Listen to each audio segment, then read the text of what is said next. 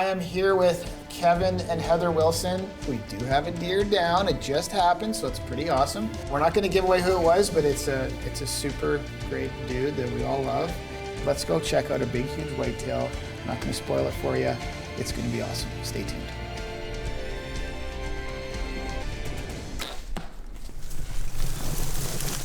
Let's have a look here. Yeah, it looks good. Looks good, buddy. Welcome to the Bowzone, where the big bucks roll.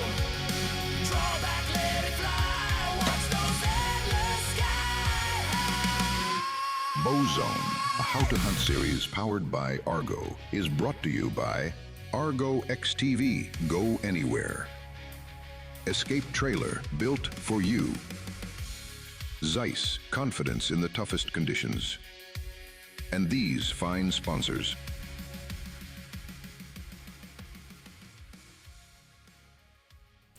Welcome to Bowzone, a How to Hunt series powered by Argo. I am here with Kevin and Heather Wilson, and everybody's been grinding a little bit. It's late in the season right now. It's November 12th today, I believe. Yep.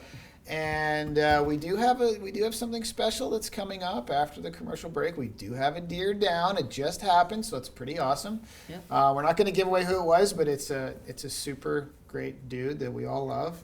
And it was very exciting, great big bucks. It's gonna be super fun. But what's going on? Like, what's happening? We've had so many different years, and every year it just falls into a different place. And now we're at November 12th, and we have one deer down between 16 people, 17 people. We added Clarissa. So, what do you think's going on this year?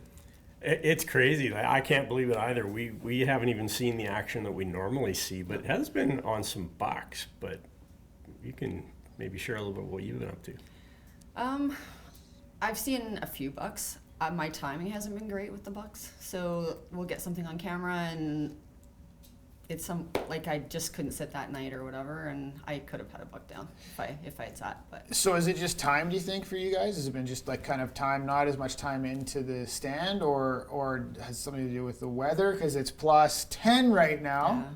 Yeah, we kind of missed that really critical time. We did hunt a little bit, but we had some other things going on. That October 26th to November 2nd is just gold. And, we put in some time, but not as much as we really wanted at that point. I think you drew a sheep tag, is from kind of what I'm hearing here. I did, a very special sheep tag. And how many years did it take to get that tag? 22 years. Wow. Yeah. So tell me about it. Let's hear it. Archery tag only. I mean, it's a 408 tag in Alberta. There's 5 permits drawn, and I can't wait. But that's going to take me out of the whitetail stand. So how much time do you have left for Bowzone before you're gone for sheep? Well, 3 days. Hopefully I leave Friday evening. Oh, wow. Maybe I'll be able to kill and then get back in a whitetail stand. I see. Okay, I see. But we'll see how it Well, we got to stay in touch with you on that for sure, because that's an unbelievable hunt. And I mean, we're talking about bighorn sheep here and a 20-something year drawn tag. That's totally incredible. So you're going to be on your own. Are you going to stick in the Bowzone, or are you going to go with them? Originally, I was supposed to go with him, but I've had some family stuff I have to deal with, so I'm kind of in limbo. And it's going to be a day-by-day kind of thing. Right. I might pop down for a few days, come back, and if I'm around, I'll hunt. And if I'm not, then, What about the weather? What do you guys think of this plus 10 and no snow? And it's kind of reminiscent of a couple of years ago, actually. Yeah, no kidding, right? Yeah. Like plus 10, no snow, and I can't see anything in the bush. No, the deer, it's really hard to pick them out, and they're quiet. Like, they're coming in quiet right now. Like, there is some, leaf rustling kind of stuff, but for the most part, yeah, they just come in like ghosts. yeah. I'm a real big fan of -4 at night, +2 during the day for the early stuff, for the real early stuff. Yeah. But other than that, it's a little bit too warm. Yeah, Need some snow. I think that the deer kind of do stuff. I've always just maintained that they're doing something somewhere, just maybe not under you at that moment in time. But like, we did a post on the chat, and we asked everybody on November 11 if they had seen anything in the morning, right? And the answer was like no, right across the board. So Yeah. or no, like in midday. Sorry, not morning. Morning seemed to be pretty decent with some people, but then midday, and usually we're sticking around on the stands all the way through, right? And Yeah. midday in the last couple of days has been weird. And so 10, 11, 12 at midday is just, to me, that's odd that we're not seeing bucks kind Yeah. of cruising. It is. Well, we're definitely not seeing the numbers of bucks that we normally do. Well, why don't we go to a buck? Let's go to one of our favorite Bowzone characters. Let's go check out a big, huge whitetail. I'm not going to spoil it for you. It's going to be awesome. Stay tuned.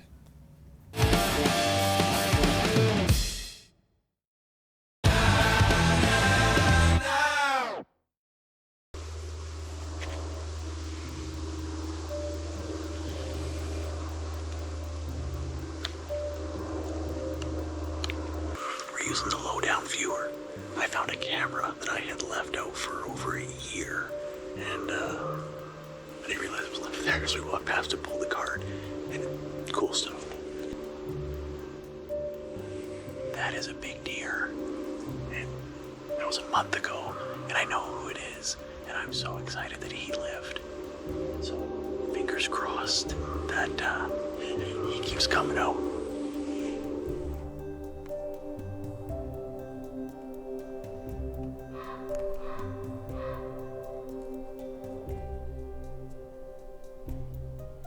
It's November 10th. I climbed up into this ladder stand. You can see with the camera right there, there's a scrape. And then it follows along this trail. And it goes down to the other field.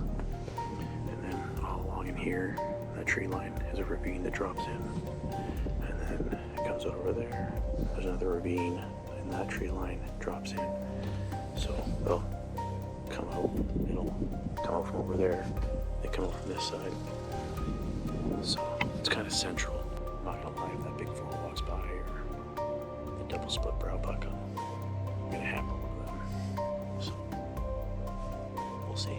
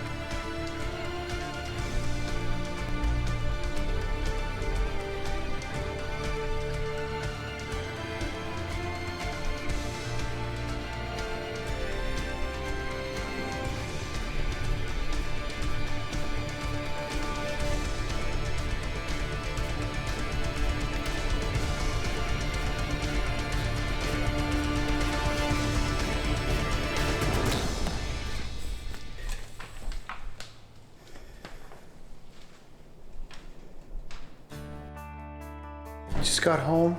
This guy's in my house. Why is this guy in my house? Why is this guy in my house? This I guess I'll just leave then. this is a good thing. This has got to be a good thing. There may or may not be a dead deer in my permission right now. You killed a deer I might have killed a deer on video. on video. Was it in a saddle or a regular tree? No, it was in a ladder stand. Yes. It's almost surreal. It's been a long time. It's been 7 years for whitetail on the bow. I saw the shot, smoked in the lungs, and blood poured out, and it ran away and died 50 yards away. So I think it's pretty good. So we're gonna go look for this buck now. Fingers crossed. Let's go see if we can find him. Let's go. Let's go.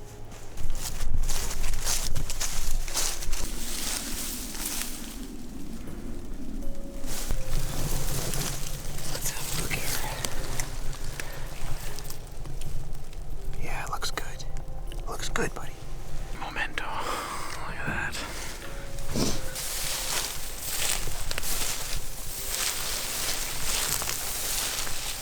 a little hard finding the blood at first. We came up and then we found the back half, or the back portion of my arrow. And then little bits of drops of blood, but we got about here and then look over and I see tan and white. Let's go see what it is.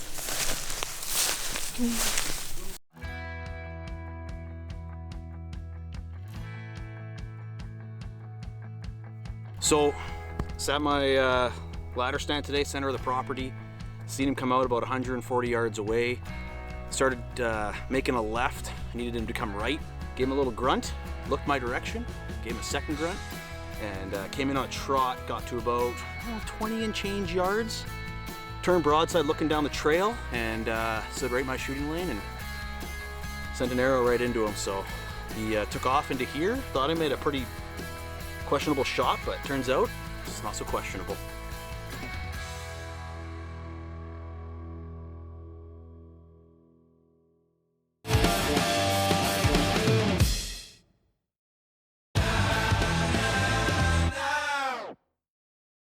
Okay, we just watched our veteran of 6 years, I think. Are we on 6 or 7 years for Bowzone? Do you guys know? I think it's 6. 6 years. So I think it's 6. So Mike Bachand has been with us the entire time. He has hunted hard every single year. He's watched, a lot of guys have some success, and he's just not really connected. But this year, and I think the entire crew is going to be so pumped. Like, I got goosebumps right now. I was so excited to see him in the field and in my house. And Mike Bachand hammered an awesome whitetail, nice, and it looked like it was a perfect shot. I think he came to my place and he wasn't so sure on the shot, but as soon as I put on the TV, I'm like, are you kidding me? Like, you couldn't have shot it better. So we got Mike right now on a call. So he's at work, busy guy. Obviously, everybody has a regular job and they help out with Bowzone. So Mike, how's it going, man? It's going pretty good. Tell us about your whitetail. I guess I'll start from the beginning. Like, I've had this buck on camera on a non-cell cam since like August, I think, is when I had them out. So I got him in velvet, and then he kept skipping my cell cams and hitting all my non-cellular cams. So played a little game of switcheroo and finally started picking him up. And I think I was getting a couple photos of him a month, easy. And he was my number one hitless buck. Like him, and there's a couple other ones, but he was my number one buck. And then I hadn't seen him for about a week or so, and I figured he was hanging out on a different side of the property. And November 10th came around, and I decided I was going to sit that center stand because that's where the most amount of action and the most amount of sign had been. So did you see any other deer that night, or was that it? That night, no, not until after I made the shot. I saw one more hammer buck that I'm assuming they came out the same area, but he came towards where I was and the other one stayed in the other field, and I couldn't see him until dark when he finally stepped out into the open. And then I got to ask you, what call were you using? What was the specific brand of grunt tube? Because you turned that deer like not quite 360, but he did a full 180. He looked like he was set on going a direction, and you didn't just turn him, you turned him hard. And then I don't know if you noticed in the video, but like that deer was so relaxed with where it was going. Its ear was like flopping. It was so neat. I've been previous years, I've been using a couple different grunt calls, and I was never happy. And funny enough, I was at Canadian Tire, and I saw that, I think it's Hunter Specialties makes it, but it's that True Talker, and it's the OG is the one it says. So it's like a rubber-coated grunt tube. It's fairly long. It's got like a wooden internal reed system, and it sounds so good. Like every other one I have, they sound like younger bucks, or I don't know, it sounds fake. This one sounds like him, or sounds like a mature buck. And when he came in, he was grunting as well, and it's like the exact same sound. I want to know what your heart was doing when you turned. You know what? Oddly enough, I hate this. I was honestly very calm even with the moose, and it's after the shot for me lately. Like as soon as I'm good up until the shot, and then the shot happens, and it's like instant adrenaline dump. Like I can't stand. I have to sit down. Like I realize like what just happened, kind of thing. That's how I am. I shake after. I shake like a leaf after I shoot, but before I can stay calm. Mike, it totally looked like you were shooting through junk. What kind of hole did you have to shoot through? I mean, big enough that I got him through, but he didn't step into one of my like primary lanes. That one has it's a few more smaller windows cut into it, but I didn't want to rush the chance that he was going to walk down that trail, because where he was, he could see down there, and I figured if he was going to keep like if he can't see anything, he's turning and leaving. I didn't want to risk the chance that he was not going to go to that scrape or continue down that path. But I had a decent enough window. Well, Mike, you made a great shot on a great whitetail. Congratulations. It's awesome that you shot one. And I think we actually have to go to a commercial break. We'll be right back.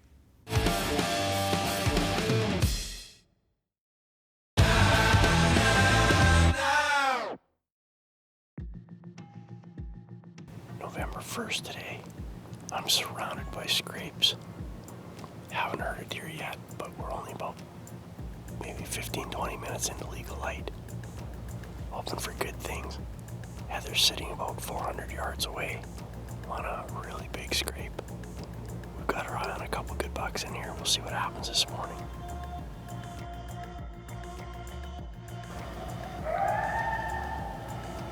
Coyotes are making lots of noise this morning.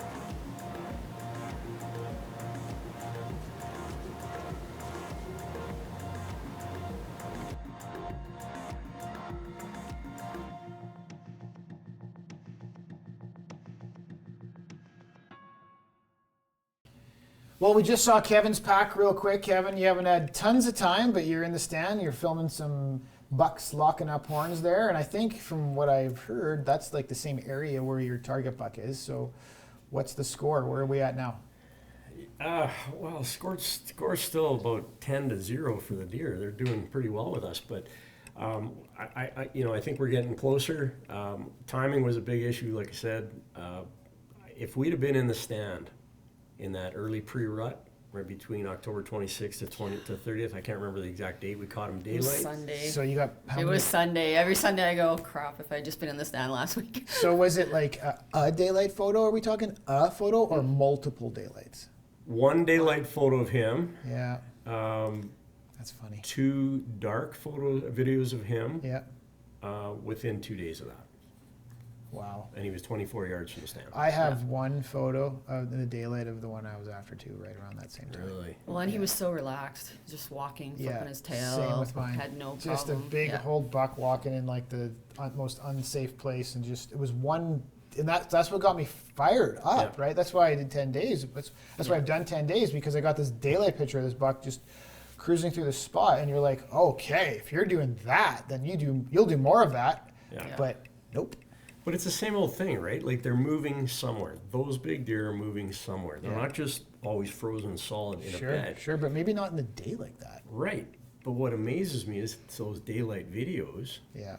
They look like they're walking as casually as can be, and these are because they are big deer. Yeah, I think they are. They're just somewhere.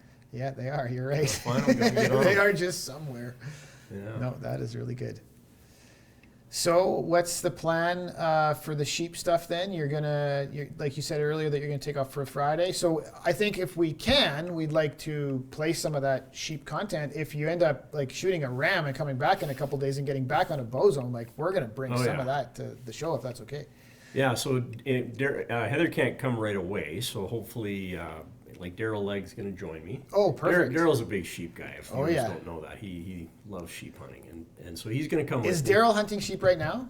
He's been off and on. Yeah. Has he started? He's not hunting, right now. Has he started hunting whitetails yet? Yes, a little bit. Yep. Okay. Yeah. But yeah, we're planning to leave Friday. and Daryl's going to video it for us. Awesome. So we'll try to get a whole deal. So did they give you like a small gap, a small window to do the sheep hunt, or is... This one's all of November. Okay. Yeah. But where the zone is, it's kind of a rut scenario. So we need the ewes to come in, we need the rams to follow, and it's a rutting scenario. So Sure. kind of exciting actually. Awesome. We'll So see. then you're going to stick around and you're going to keep hunting Yeah. and hopefully do some morning exercises for the hips. I will definitely have to do some morning exercises for the hip, do some long strides. Get So are you everything going to loosened keep up. rattling, or are you going to? What's your plan? Like you're on this. I now- can't rattle at this spot. It's just too open right now. I think if there was more snow and if it was like a little bit more distraction around, it would be fine. But I've rattled twice where I couldn't move after. So think I'm just not going to rattle. So I'll bleat the odd time are or you- do a grunt. Are you shooting the 4 if it comes in, or are you waiting for this other deer that's just a monster? I'm waiting for the monster. Oh, yes. At this moment, if I don't get that one, hopefully it'll be that other one from What last happens year. if that big 4 walks by and now it's a 5x4 and it's just wicked? You'll I decide hunt in the going forward. moment. Yeah. Let's be honest. Like you said, I'm 50. Can you pass that deer? I'm Like, 55 and I have limited years left. I can get in a tree now. I'm enjoying myself. I can move. Maybe I have 5 years left of this. So I got to enjoy it. well, people do talk about having to pass those types of deer, though, right? Yeah. Because if you want the biggest deer that you're after, like all the other deer have to go by, and they usually will, and you've got to accept that, right? So. Yeah. I have passed a lot of deer over the years, But but a deer like that one, that big 4, that Yeah, I turns don't- into who knows what next year? yeah. Well, hopefully we find out. But we got to a commercial break, so we'll be right back.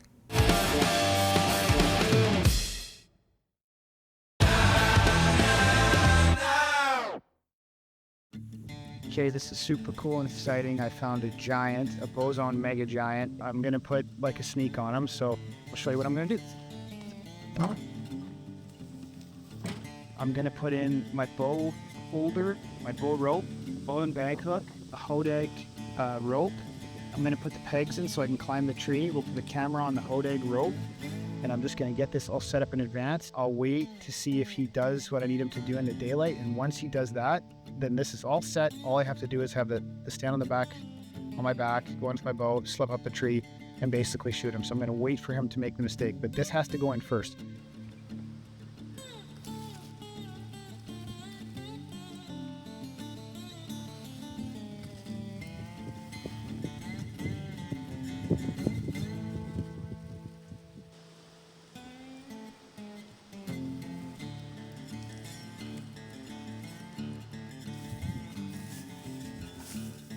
I got the hodag rope up, I got another camera. There's an inside trail that leads to the bush that I didn't know about that's absolutely black. He's for sure on that trail. There's like 30 old rubs that he's left there. It's his haunt. It's not just his like home, like he lives in there. Hopefully we didn't bump him, and hopefully we can get a great picture and maybe see him from the stand. Okay, we just watched a little bit of Moultrie stuff. It's a cell camera that I've been using for a while. Tips and tricks on that, tips and tricks on setting up sites, tips and tricks on scrapes and the use of cell cameras. I mean, this could be an hour podcast just on this.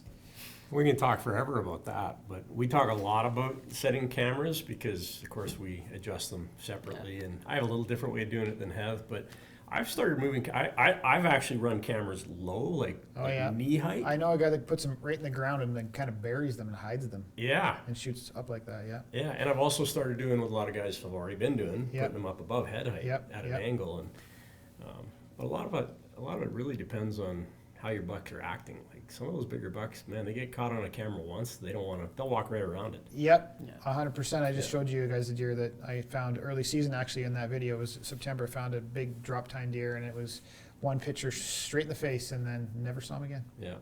And I'm still waiting for him right now, right? Yeah. So we're in, mid-November, and I'm waiting for that deer to show up. So it's all set up and ready to go. If that deer just shows up, then I can go straight to the setup and try and shoot him. But no show. Well, even Mike, when he was talking, he said that deer avoided all the cell cams, right? So Yeah, you that's never it. know. That's interesting. I've tried them high, and I've done that, and that works because they really just don't look up. No. And low, I don't think you get good enough information from low. It's just hard. But I think if you leave them up Yeah. all year, they become like Yeah. part of the tree. You know what I mean? Like they just become something that's just always there. It's the old forgotten Yeah. tree camera. Yeah. So that's another tactic potentially too, Yeah. is just like the mole trees are really, really good, right? So I've just left them there. Like don't even take them down, just leave them there, and then you just turn them on and turn them off. And then they go the whole year and they turn back I on agree. and it's still sitting there. It doesn't have any sense. It's been sitting there the whole time. I don't know. I think that's another potential way to avoid the flash in the face and deer running away. Yeah, I think the number one thing for us is just angle. So we use those screw-in things where you can pivot the camera exactly how you cool. like. Yeah. Yeah. Stand behind it, look at the angle up, look at the angle down, and you get it really well framed. That's cool. So how do you avoid the flash in the face, or how do you avoid like even the sounds? Like a lot of cameras make like little noises, and the deer actually are looking at Or the that. flashing red light or something. I don't know if they see the red light. I don't think they do, but I think they hear it. I think they hear the little whir or the little beep beep. or Some whatever. cameras are just better than others. Yeah. Like some are louder, some are, more, that flash is definitely there. And you guys have tried the mole trees now, right? Yeah, we just got a couple I just hung and they're two. awesome. Yeah. Yeah. Yeah. No, I really like them. You'll find that in the back end, if you're interested in the data and the analytics, if you use them for a couple of years, it starts piling up, and then it really starts. It's a button in the back end, whatever. Like in the app, it's called Game Plan, and you can sit there and hit the Game Plan button, and it shows you all the pictures from that, all the cameras, and like it's really neat. Some really good data analytics. And after 3 or 4 years, it starts to build up. It's pretty cool. I can show you on my phone. Yeah. Anything else when you're doing scrapes? Anything special? Like peeing in the We scrapes? always do some scrapes. Well, it's a little harder for me to pee in the scrapes, especially since we put cameras on our scrapes. I've been peeing in every scrape I see. Yeah, You bet. I do too. Yeah, I think it's good. We talked a little bit about the ultraviolet, like glowing rubs and scrapes and the Yeah. colors that whitetails see, and I think it was at the other show. But anyway, so now I pee in everything. I burn the onset stick too. Sometimes if there's a little bit of a wafting wind, Yeah, I and haven't then done it'll those. like just kind of swirl a little bit and kind of go where it goes and hopefully attract something. I got to pick up some of those sticks. Well, I know a guy that doesn't use scent sticks, but he definitely pees in scrapes, and that's Gunther. So let's go to Gunther's pack. He's got some deer. He's got a pretty big typical deer we're about to see. Yeah. Let's check it out.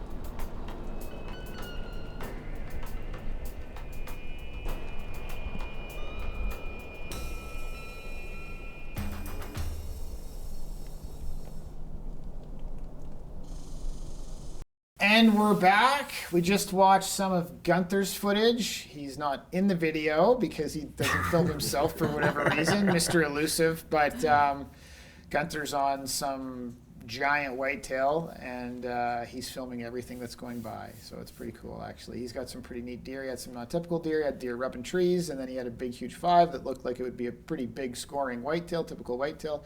None of those were. They're all going by him. Oh. So not shooting. he's waiting. And I think maybe that is part of our issue with Bowzone right now. Potentially, I think we have built up a lot of really good bow hunters, and I think that everybody has a big target buck that they want, and everybody's just kind of waiting on this big target buck to make a mistake so they can get their big, giant, biggest target buck. What do you guys think? Yeah, I think that's probably part of what's happening. We really believe in hunting in the moment. I've said that before on the show, and I definitely hunt in the moment. For sure. No, yeah, for sure.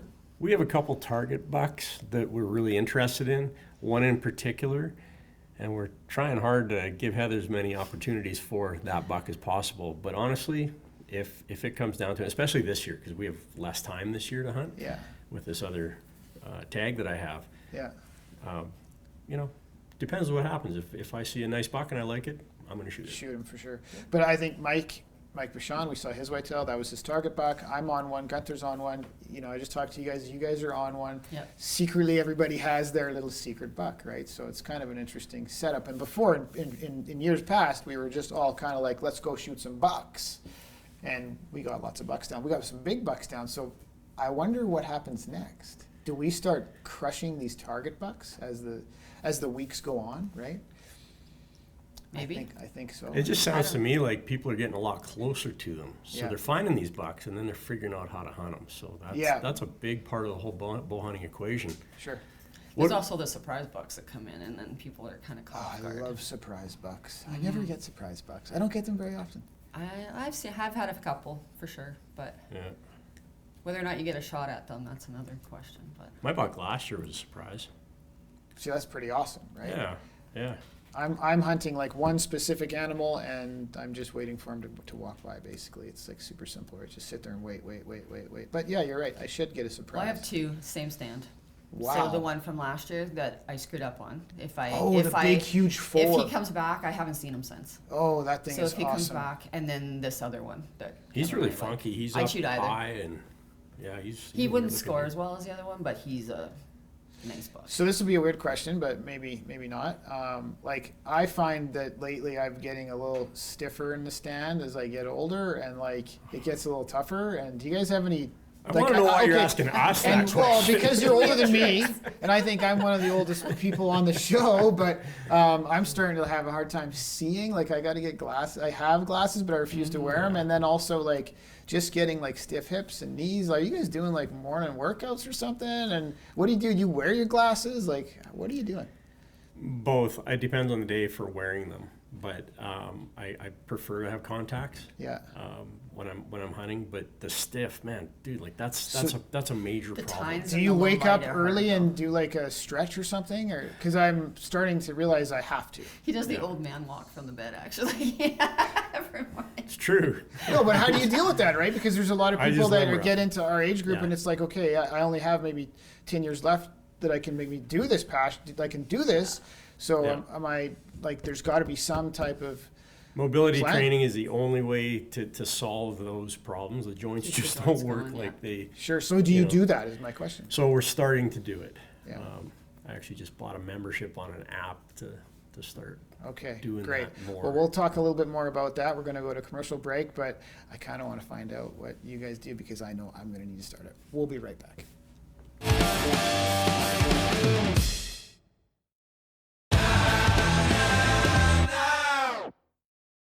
And we're back. I'm with Kevin and Heather, and we were just talking about mobility and what we can do. Do you do anything though? Like what specifically? I know the hips are my issue too. What do you do? I have a hip flexor problem, and I find it's my right hip, and I had it so bad that I couldn't actually lift my leg sideways for a while.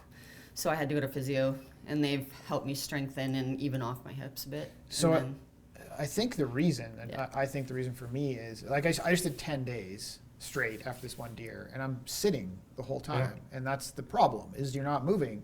And I've got an e-bike now too, so I'm not even walking, right? So now in the morning I wake up and I try to do like 15 minutes on the stationary bike at home, just to get my body like moving, so I Yeah. can get to the stand, get up the stand, sit in the stand, and then sit that whole time in the stand, and then come out. Because I like got stuck in the stand, and my hip like didn't want to get out.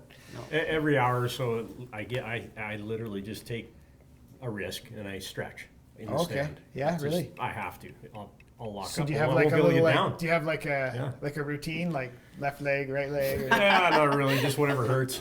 Yeah. So you stretch. Lubricate. Yeah. Yeah, Yeah. I was doing that the other day. I was like doing some weird movements. If you had a video camera and you were watching me in the tree, you would have been like, "What is that person doing up there?" So, I've got an osteo guy that tells me, because I've got osteoarthritis in my knees, and he says, yeah, just keep it moving as long as you keep it moving. And, Yeah. and this time of year, it's a lot better because I'm so much more active. Well, the warm weather helps, I guess, right? We're not getting crushed by this cold weather, and I think that's going to make it a little bit tougher. But all the young guys should be fine. The young guys will be great. Older guys like us are just sort of, working through different things. But I think it's valid, right? Like as you get older, you've got to kind of think about that. And now, even next year, I think going into it, I'm going to probably do a little more running around before I have to sit in a tree for 10 days. Well, Yes. for me, it's like if I wear too much bulky stuff too, and then that works against me. So I have to be a little more streamlined, and some of the heated stuff helps with that. Sure, For sure. sure. And then- And honestly, it's not just a comfort thing. It's actually a safety thing. Of course. I've actually had days where I'm so exhausted, so sore that I wonder if I can get out of the stand. Yeah, no So, kidding, anyway. for sure. Well, I've got some video. So we've got some video that I've put together here for the last 10 days or so. I've been sitting for 10 days, which is a long time. So why don't we check it out real quick, and then we'll talk about how to get out of the stand. We'll be right back. Good morning. My first sit. It is so quiet out here. No wind. If a deer came in, you'd hear it. You'd hear it walking. Wearing my coat of silence. So far, this stuff has been a joy to wear. It's not just good. It's mega, mega quiet, which I love. And yeah, it's flexible, super, super, super quiet. I have no complaints. The suit is awesome. I think that's the end of my first morning. It's about 11. And I'm almost done my first juice box of the season.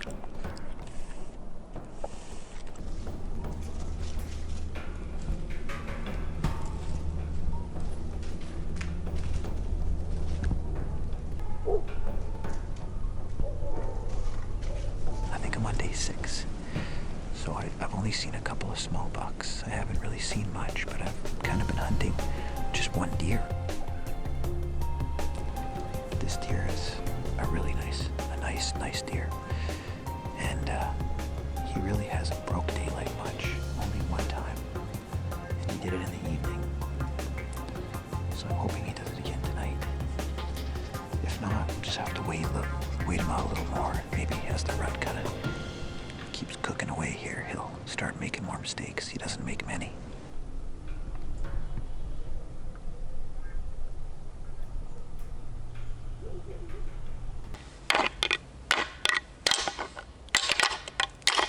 Oh, pretty wicked morning. I literally watched the snow come down and cover the earth for the first time this year. It was just quite the thing to see. And I just had a buck come through this valley down in here. And he was just cruising through it.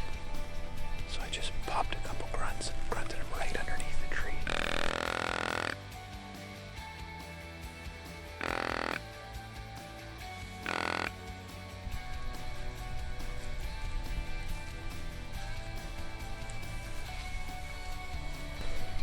Put a scrape down behind me. It was a pretty awesome moment. That's one of the deer that's been kind of hanging around. A couple of the shooters. Hopefully we see another one here.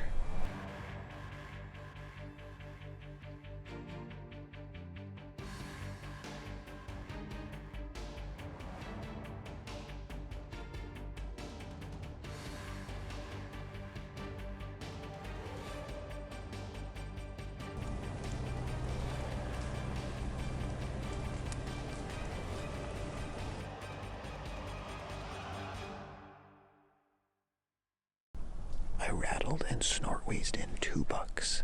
One came right under my tree, and then the other one hung back at about 70. It was a big shooter. I don't know what it was, but it was just a shooter. And so so super exciting. He just wouldn't come through my little. I got kind of a little funnel through here. He just wouldn't come through.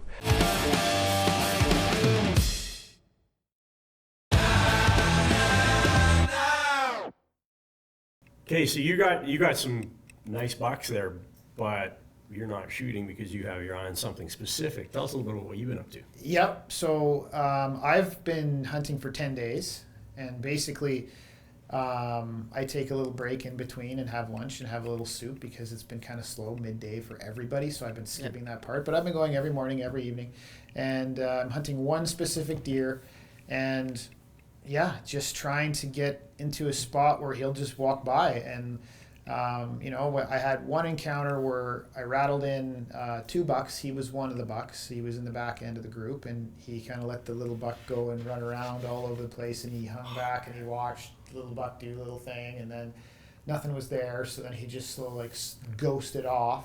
Yeah. So that was a pretty cool encounter. And then I started getting enough pictures where I was kind of piecing together like a map of kind of where he goes and comes, just little pins. I'm using actually the Onyx app, and I'm like pinning every time I get a picture, and pin. So you start to like make this little runway, right? So I'm just basically sitting in the runway with him, and yeah, we've had a couple close encounters, and I one time I got real close, way too close one morning, and I went to go to a stand that I had put up probably, I don't know, maybe like literally like 10 years ago, and I hadn't checked it, and I was just like, okay, like I think he's going to be by that stand, but I haven't been to it at all. So then I went in to go to the stand, and there was like, the tree had grown, and it was like this, and there was another tree in it, and I was like, oh no, because then I knew I had to go to my other option, but I had to go through like his bedding, and he was right in the bedding. And so he was right in it, and then as soon as I got in the stand, a picture popped off, and it was him going out the exit. But he didn't at blow. At full speed. He didn't, but I totally blew him right out of that area. And so it didn't see him again for 5 days. Mm-hmm. And then, So But you caught him on camera again. I got him on camera coming back to the same kind of flowy little, like, he's got this crazy it's just 3 different quarters that he just kind of floats through, right? So it's pretty interesting to watch him do his thing, but trying to get in front of him is really, really tough. And we're having that problem. We're having the problem of we're only catching kind of one of our main target bucks on one corridor, one camera. We're not catching them on other cameras outside that. It's strange. Yeah, I think the only thing you can do trouble. is add more cameras would be the only answer to that, right? To add more cameras and see if you can keep catching them. But it's funny, you would think in 10 days that I would have more opportunity, but he doesn't seem to come to the horns. He seems to be smart to the horns. Mm-hmm. The grunt tube even, I don't think he's coming to that. Because I've been close to him a few times where I was sure I was close. And no, nothing. Well, I'm finding too, like if I rattle, I'm pegging myself. So yeah, you're giving away your location. exactly, right? and I've had it this year once where I rattled and then I went to move like just slightly, and a deer was up on the hill. Sure. So I was like, okay, I can't rattle from the stand because it's too open. Yeah, well, that's It's a too big open. thing. Rattling Yeah. from depending on the stand you're actually in. Can you or can you not rattle from it? But now I'm going to like complete silence. But all the bucks you see on here is just I rattle all those bucks in. Because it's fun, It is right? fun, And you're yeah. kind of thinking, oh, maybe I can trick him. I can probably trick him. Yeah. But for whatever reason, I think you can trick them, but I don't think it's all the time. It's got to I be think perfect they got to be in a scenario. mood. Yeah, the mood they to got to be a come, little yeah. bit drunk. We rattled in a lot of bucks, especially early before the first estrus, and a lot of bigger bucks. But man, they just peg you, and until they get silly and start, You got to get your growling- stands lower. Yeah, that's right. We're too high. You guys are way too high. Yeah, exactly. It helps when the leaves are on sometimes too. But that's one of the questions I had about Mike's buck, because man, you grunt like that, like they know where you are. Oh, yeah, and for that sure. buck didn't seem to lock in, so you had No. some pretty good cover there, I guess. Yeah, no, that was cool. Hopefully we can get some more bucks down. Hopefully if you watched, or hopefully you enjoyed this episode of Bowzone. Thanks for Kevin and Heather to come and join us in the studio. Hopefully you enjoyed Mike Bachand's Whitetail. We all did. All the crew from Bowzone Live was so excited about We're so that. happy for him. And yeah, stay tuned for the next show. We're going to have some more big bucks down.